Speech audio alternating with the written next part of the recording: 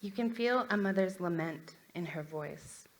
The tone of her words penetrates the skin and hits bone. It hits something deeper than bone. It hits spirit.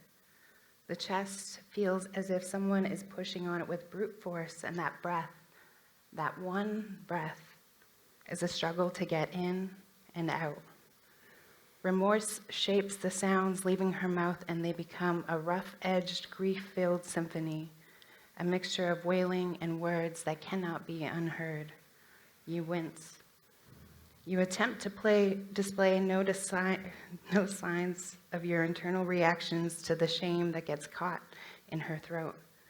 But every hesitation in her story proves that silence can be a tangible beast, as it forcibly pulls your head down to a lowered position.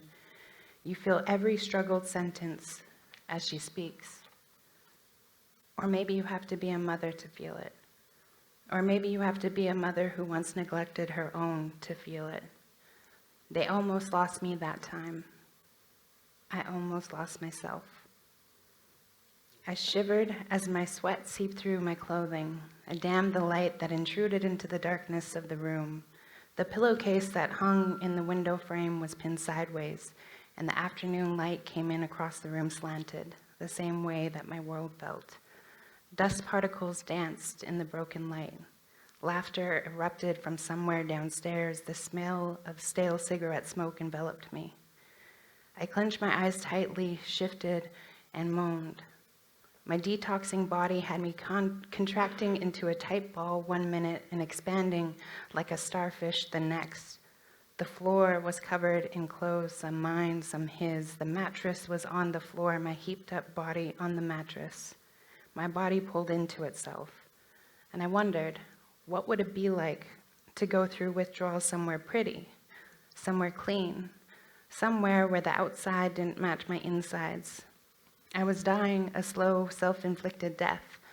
And if I could get my hands on another bottle and a couple lines of Coke, I'd feel enough, or rather, not feel enough. To get out of the bed and catch a bus somewhere, I would go south to Revelstoke, where an old friend lived, or to the east where I knew some people.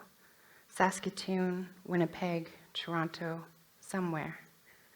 I spent the days before trying to locate men who had known me when I was human, when I was sober, men who had fallen for me when I was feminine and tender-hearted. Would they even recognize the woman I had become? I thought I could compel them to take care of me by appealing to their better nature or their long-standing urges to sleep with me. I would slip into arms that I knew could never hold me at my best. At the rate I was going, I knew I couldn't possibly take care of myself. I was terrified. I was 8 hours from home, in Edmonton, a city more than 30 times the population of my small hometown, Fort St. John. I could easily slip into line with the nameless, the faceless, and the voiceless. That's why I went there, to erase myself, to crash into the other non-existence and melt into their ever-changing formation. People disappeared every day. Native women like me disappeared every day. Becoming an invisible indigenous woman was a goal of manifest destiny that I was no longer willing to fight against. I had to vanish from the landscape of life and let myself become a poster, a candle lit at a vigil, a single exhale of relief from men on Parliament steps. I had no more fight left in me, and I'd convinced myself that everyone would be better off without me, my mother, my dad, my son. All of them would be better off with my absence rather than be scarred by my self-destruction. I would soon shapeshift into a black-hearted monster, and I had seen this monster before. It looked like hidden Mickeys of vodka in bookcases, like perpetual bleeding noses and bedside beers to keep the shaking hands and nightmares away. I contracted, expanded, contracted. I twisted the stained sheet around my body. I became a bed-bound aerial dancer performing without grace, with only my conscience for an audience. I pulled on it tight as if the tension of the sheet snaked around one leg and up around my neck could hold my body in place. It couldn't. Contracting, expanding, contracting. "Helen," Alex said, with a soft knock on the door. "You need to eat," he whispered as he sat down beside me and placed a plate of chicken and berries by my head. I only wanted a beer, but I was too ashamed to ask. I didn't think Alex would have understood. I ate a handful of berries, but my throat denied the chicken no matter how small of a bite I took. It lodged itself in my throat, and I reached for the glass of water he had brought me earlier. My body trembled, and when Alex noticed it, he looked away. "You need sleep," he said softly. I felt my body contract and tense my muscles to hold myself in position. "Hold me?" I asked. I was scared of losing my grip on reality, scared to be alone, and terrified of the nightmares that were sure to follow. Alex lay down beside me and wrapped his long, pale arms around me. "Arms like snow," my Asu, my grandma, would say. "White like yes," she would say it in her language. I vibrated, and he held me tighter. His body became a straitjacket, attempting to restrain my body's need to convulse. I felt as if my spirit was trying to break out of my skin, and maybe it was. Minutes rolled by, an hour passed. "Helen?" he whispered. I moaned in reply. Even full syllables and words were not without effort. "Did you sleep at all?" "No." "Helen?" "My shirt is soaked from your sweat." After another hour of restraining me and comforting me, with still no luck at sleeping, he left me to fight my own battle. Contracting, expanding, contracting.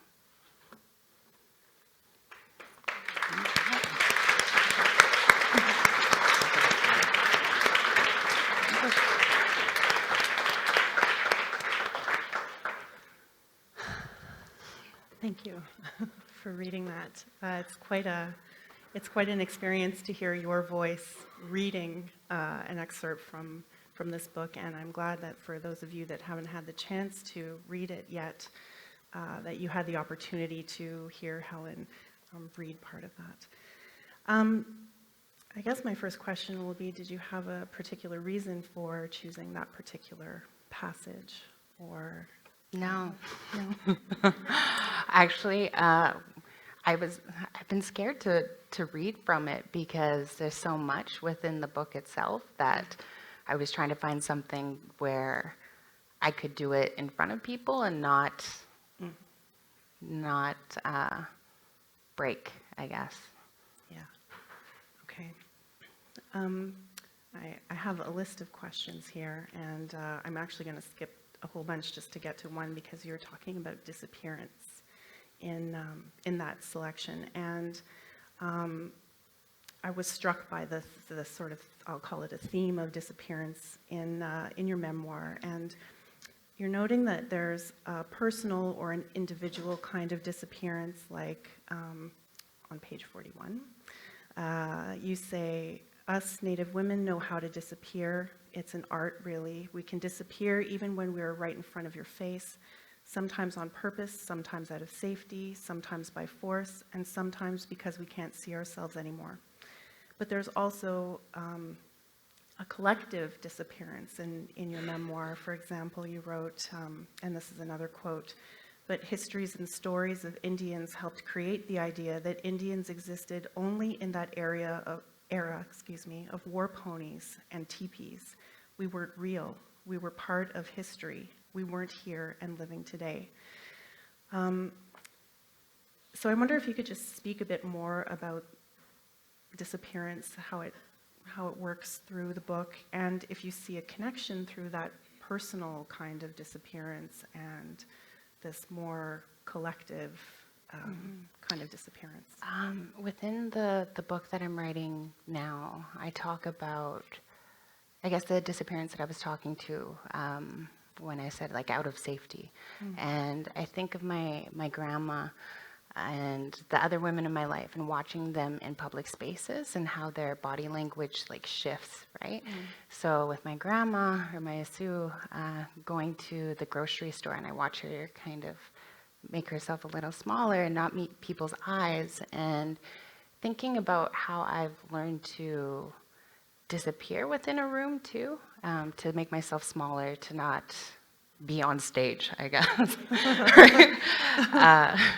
But looking at how I carry myself within rooms, and how we've learned to navigate the landscape, and it's almost like this calculation of safety too. Even when you're engaging in conversations, especially in public spaces, there's this quick like scan of like, is it safe to have this conversation? Do I have to speak a little bit lower? So that theme of disappearance, and then I guess the disappearance that what you were talking to that is also linked to dispossession or continued dispossession.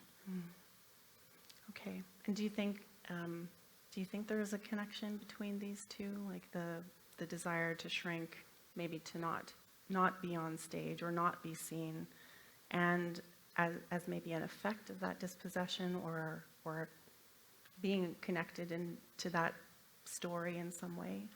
Definitely. I think when you're thinking of dispossession of Indigenous lands, there's an aim that is there, and that disappearance can't happen without making individuals feel smaller, making them smaller, and then it comes to that space of when it's internalized. And so when it's internalized, then that's when that shrinking takes place. Okay. In the introduction, you write, I'm going to quote you a lot because there are just so many, there's just so much in your writing that hit me. In the introduction, you wrote, "I was told this book will be a good tool to educate people who do not understand the impact of violence, racism, and colonialism in Indigenous women's lives." You go on to say, "I did not write this for you. I did not write this book so that people can learn how to humanize Indigenous women and gain context for the violence that seems to fill our lives. As an Indigenous woman, I once begged to be seen as human. I promised myself I would never again beg for what is mine. As Indigenous women, we must unapologetically write for ourselves. I wrote this for us."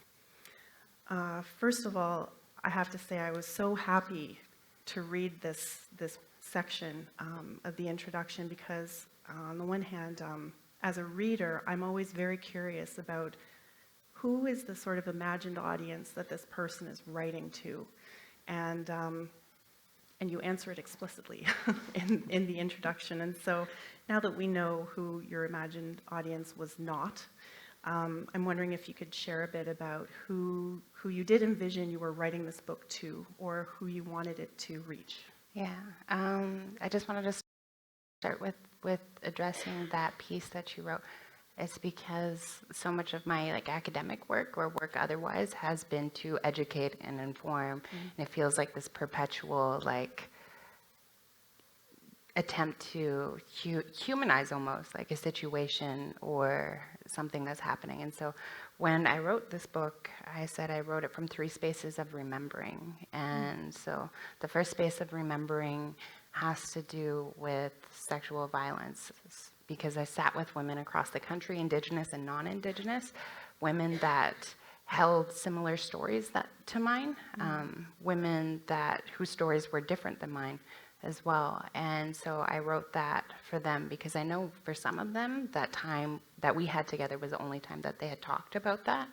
Wow. The second space was from a space of addiction, so healing from addiction and what that's like. And the third space was as an Indigenous woman, and essentially like where all those places intersect, because they speak to each audience within that, but then there's like experiencing addiction and sexual violence as an Indigenous woman. So I have to say that that sentence of I'm trying to find it again, but you just say like this, I didn't write this for you, you being non-Indigenous people. As a non-Indigenous person, I found that so powerful in the way that, and how you link it to, you're not here to humanize for us, that time should be done. And I thought that was very, very good. Are there any surprising ways that people revealed to you how the memoir has helped you, or helped them, or affected them in some way? I heard a story a few weeks ago, and there was a lady. She was actually from, I want to say, Norway originally, living in Victoria. And she's like, I finished your book, and there was these men taking up a lot of space on the bus. And, they were making all of these comments, and she's like, and I thought about you. And she's like, I sat there for a while, and I kept listening to them, and they started harassing the women on the bus. And she's like, finally I got up, and I was, I went at it with them. She's like, and I didn't back down. I didn't get like super angry, but I just asserted space. And she's like, and eventually all of the other patrons on the bus like stood behind me, and the two men went down to this lower end of the bus, and then like everybody applauded. And she's like, so I was like, good for you. Yeah. She jumped in with both feet. Oh, that's a great story.